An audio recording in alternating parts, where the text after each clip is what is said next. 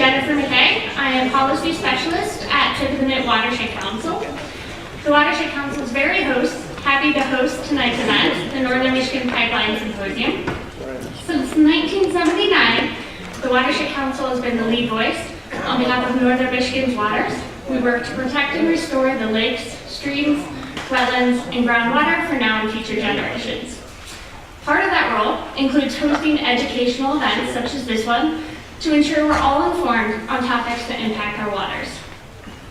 One of the potential risks to our inland lakes, streams, and Great Lakes is the network of oil and gas pipelines buried beneath our feet.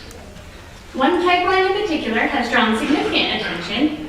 Line 5, owned and operated by Enbridge Energy Partners, is a hazardous liquid pipeline that carries crude oil and natural gas liquids. This is the only crude oil pipeline in the Watershed Council service area, but it is not the only one in northern Michigan. This particular pipeline happens to traverse through the Straits of Mackinac, but not only that, it also goes under the Indian, Pigeon, and Little Sturgeon rivers, passes in close proximity to many of our sparkling inland lakes, and goes through about 10 miles of wetland habitat. The wealth of natural resources we have here in northern Michigan make us uniquely vulnerable. A pipeline failure in this region would not only be significant to the health of residents and visitors, but also to the water resources themselves and the tourism industry it provides. We all know our quality of life is linked to the health of our waters, and our economic well-being is linked to the health of those waters. Therefore, it's in all of our interests to help protect our northern Michigan water resources from the devastating impacts of a pipeline failure. So here we are tonight.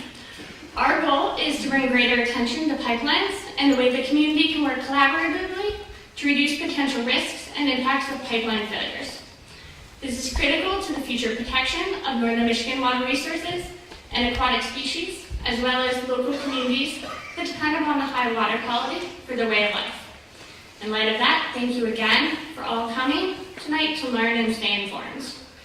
I'd also like to thank all of the agencies and organizations whose participation made tonight's event possible.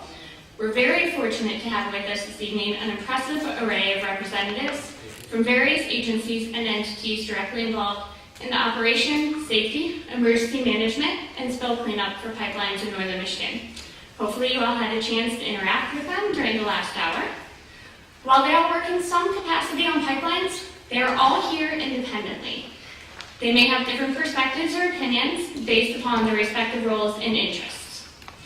So quickly, I'm going to review the format for this evening. We'll begin with 2 short presentations regarding pipeline safety in Line 5. Allan Beshore from the Department of Transportation, Pipeline, and Hazardous Materials Safety Administration will provide information about federal regulations designed to ensure pipeline safety. Then Shamla from Enbridge will provide information on Enbridge operations here in northern Michigan, as well as Line 5.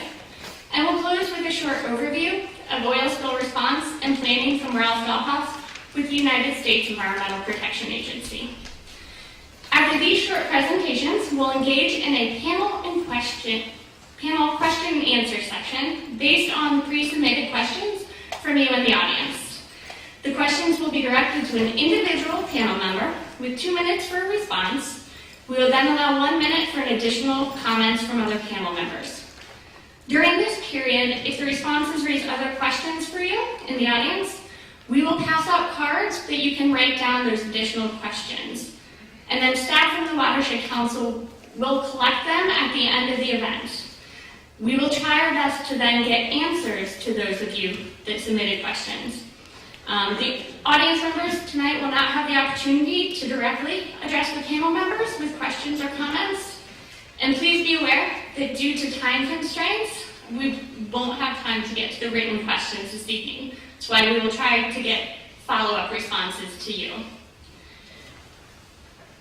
We've chosen this format in order to facilitate responses to as many questions as possible this evening during the allotted time. Again, our objective here is to disseminate information about pipeline operation and safety, and simply due to the volume of questions received and the time constraints, we'll only pose those questions directly related to the water resources in northern Michigan. We know this topic is of significant interest to the entire community, And we appreciate your cooperation in helping maintain a respectful atmosphere this evening. So in that vein, I will be asking that you refrain from clapping, cheering, booing, and other activities that would reduce the amount of time we have to address the important substance of this symposium.